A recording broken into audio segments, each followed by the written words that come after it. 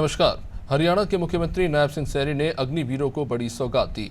CM Saini ने ऐलान कर दिया है कि अग्निवीरों को हरियाणा की सरकार सरकारी नौकरी में 10% आरक्षण देगी। सीएम सैनी ने कहा कि अग्निवीर योजना प्रधानमंत्री मोदी की लोकहित की योजना है और इस योजना से हमारे पास स्किल्ड युवा, एक्टिव युवा तैयार हो रहे हैं। सीएम ने घोषणा की है कि हरियाणा में प्रदेश सरकार द्वारा भर्ती किए जाने वाले constable, mining guard, forest guard, jail warden और एसपीओ की भर्ती में अग्निवीरों को 10% आरक्षण मिलेगा। ग्रुप बी और सी में सरकारी पदों के लिए अधिकतम आयु में 3 सालों की छूट भी दी जाएगी। अग्निवीरों के पहले बैच के मामले में ये छूट 5 वर्ष की होगी। सरकार ग्रुप सी में सिविल पदों पर सीधी भर्ती में अग्निवीरों के लिए 5% आरक्षण और ग्रुप बी में 1% आरक्षण देगी। मुख्यमंत्री ने बताया कि अगर किसी भी अग्निवीर को किसी भी औद्योगिक यूनिट द्वारा हर महीने 30,000 रुपए से अधिक वेतन दिया जाता है तो सरकार उस औद्योगिक यूनिट को 60,000 रुपए की वार्षिक सब्सिडी देगी। अगर कोई अग्निवीर अपना उद्यम स्थापित करना चाहता है तो सरकार 5 लाख के ऋण पर ब्याज माफ करेगी। में 10% हॉरिजॉन्टल आरक्षण प्रदान करेगी, ये प्रावधान हमने किया है। दूसरा, हमने इन अग्निवीरों को ग्रुप बी और सी में सरकारी पदों के लिए निर्धारित अधिकतम आयु 3 वर्ष की छूट प्रदान की जाएगी, परंतु अग्निवीरों के पहले बैच के मामले में आयु में यह छूट 5 वर्ष की होगी। सरकार ग्रुप सी में सिविल पदों पर सीधी भर्ती में अग्निवीरों के लिए 5% हॉरिजॉन्टल आरक्षण और ग्रुप बी में 1% हॉरिजॉन्टल आरक्षण प्रदान करेंगे। अगर अग्निवीर को किसी भी औद्योगिक इकाई द्वारा प्रति माह 30,000 रुपए से अधिक वेतन दिया जाता है तो हमारी सरकार उस औद्योगिक इकाई को 60,000 रुपए वार्षिक की सब्सिडी देगी। यदि कोई अग्निवीर अपना उद्यम स्थापित करता है तो सरकार 5 लाख तक के ऋण पर ब्याज सहायता प्रदान की जाएगी। 5 लाख रुपए तक का अगर ऋण लेकर के काम करता है तो कोई ब्याज नहीं है उसके ऊपर। अग्निवीरों को प्राथमिकता के आधार पर आर्म लाइसेंस दिया जाएगा। सरकारी विभागों, बोर्डों, निगमों में तैनाती चाहने वाले अग्निवीरों को मैट्रिक स्कोर में प्राथमिकता दी जाएगी।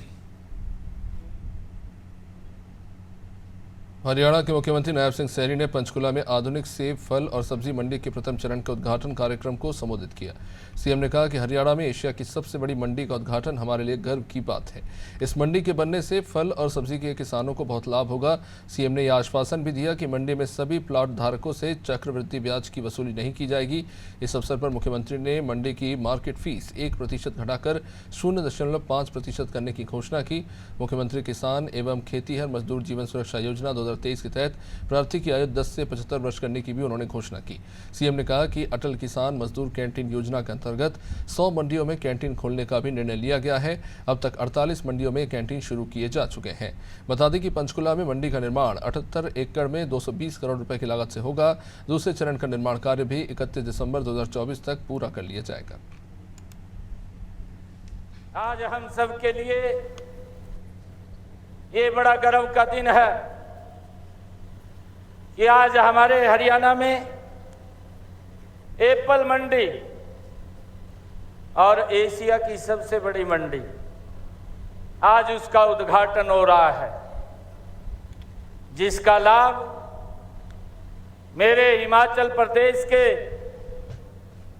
जो बागवानी में जो एप्पल की खेती करते हैं, जम्मू कश्मीर के अंदर जो सेब की खेती करते हैं, ऐसे सब किसानों को इस मंडी के बनने से, फल व सब्जी उत्पादक किसानों को भी इसका बहुत बड़ा लाभ होगा और उनकी आय वो बढ़ेगी। इसके लिए मैं सभी को, किसान भाइयों को मैं बहुत बहुत बधाई और शुभकामनाएं देता हूं। इसके प्रथम चरण का जो ये मंडी 78 एकड़ के अंदर इसका निर्माण होगा और लगभग 220 करोड़ रुपए की लागत से ये आधुनिक मंडी, एप्पल मंडी ये बनेगी और इसका हमारे किसान भाइयों को इसका लाभ होने वाला है।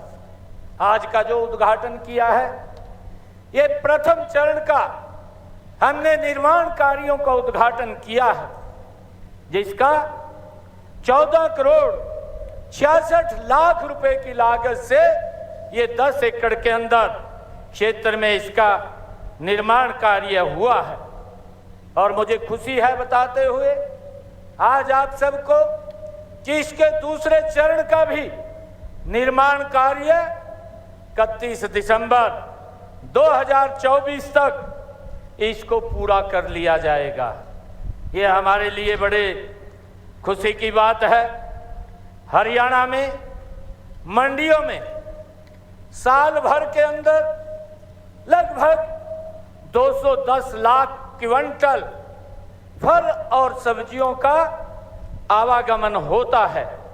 हमारे अगर पंचकुला के अंदर हम देखें, सेक्टर 20 की पंचकुला में ये बड़ी सेब की मंडी वहां पर आवाक आती है। वर्ष 2016 में जो मंडी में सेब का व्यापार शुरू हुआ, उससे हर वर्ष 35 लाख सेब के डिब्बों का व्यापार हमारे यहां से होता है। सीएम सैनी ने बुधवार को हरियाणा निवास में हरियाणा पब्लिक सर्विस कमीशन यानी HPSC में रैंक लाने वाले अभ्यर्थियों को सम्मानित किया। इस मौके पर सीएम ने उन्हें गीता भेंट की और कहा कि हम जहां भी सेवा दें, उस सेवा से लोग संतुष्ट हो, यही लक्ष्य होना चाहिए। सीएम ने कहा कि आज गरीब मां का बेटा भी HCS बन रहा है, क्योंकि पूर्व सीएम मनोहर लाल ने बिना पर्ची खर्ची नौकरी देने का कहा था। सीएम ने कहा कि हमारी सरकार लोगों के प्रति समर्पित है। पहले परिवारवाद की राजनीति होती थी, अब सरकार लगातार गरीब वर्ग के लिए काम कर रही है। मुख्यमंत्री ने कहा कि उन्होंने कभी नहीं सोचा कि सीएम बनेंगे। ये सोच भी प्रधानमंत्री मोदी के ही विजन से आई। उन्होंने कहा कि मेरी पार्टी ने मुझे जैसा साधारण कार्यकर्ता को मुख्यमंत्री बनाया और हम गुड गवर्नेंस से लोगों का जीवन सरल कर रहे हैं।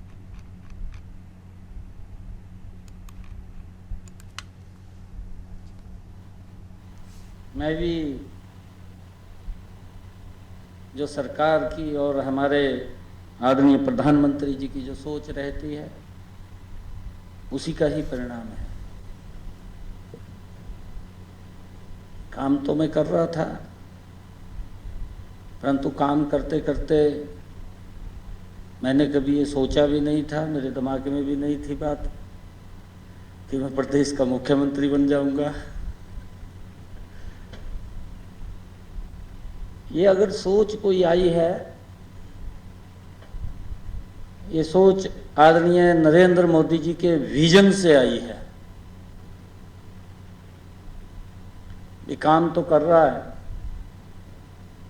परंतु काम करते करते उसको सम्मान भी देना है।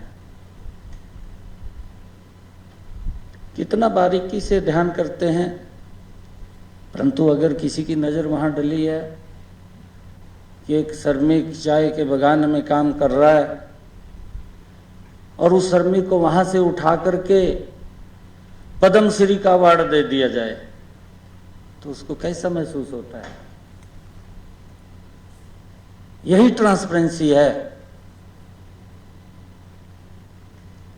कि एक गरीब व्यक्ति जिसके बारे में कोई कल्पना नहीं, कोई सोच नहीं सकता, कोई विचार नहीं कर सकता, परंतु उसके बारे में विचार किया गया, उसको वहां से बुला करके उसको अवार्ड दिया गया। हम भी कई बार सोचते हैं, कई बार इस प्रकार की बातें आती हैं। हमने हरियाणा के अंदर जो आदरणीय मनोहर लाल जी ने एक ट्रांसपेरेंसी लेकर के आए। मैं भी जब पिछली बार विधायक बना, पहली बार विधायक बना था 2014 में, मैं आदरणीय मनोहर लाल जी के साथ मंत्रिमंडल में मंत्री भी था। होता है हमारे पास भी हल्के से दबाव आता है कि भाई आप विधायक बन गए हैं, अब हमारा कुछ ख्याल करिए। कुछ कार्यकर्ता भी होते हैं जो साथ लगे होते हैं, खूब दबाव होता है। और मैं पर्ची लेकर के जैसा सिस्टम था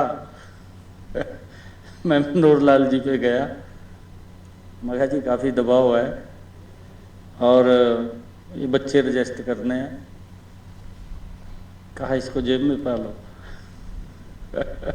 मेरे को कहने लगे कि इसको जेब में पालो।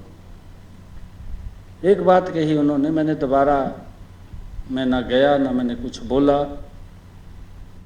पर्ची जरूर लोगों की पकड़ ली, परंतु किसी को क्या बताएं, हम किसी को बता भी नहीं सकते। चलिए, हरियाणा से जुड़ी खबरों में फिलहाल इतना ही। आप बने रहिए हमारे साथ।